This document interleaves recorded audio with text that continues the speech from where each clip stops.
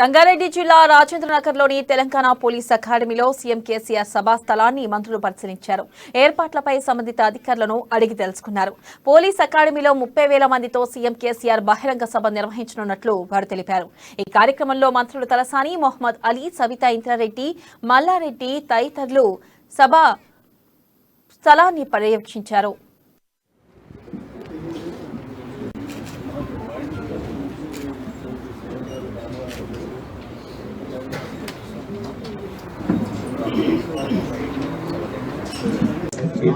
మన దేశం కాదు, ప్రపంచంలో కూడా ఇంత షార్ట్ టైంలో మరి ఇంత పెద్ద ఎత్తున విస్తరించడం అనేది చరిత్రలో జరగలే.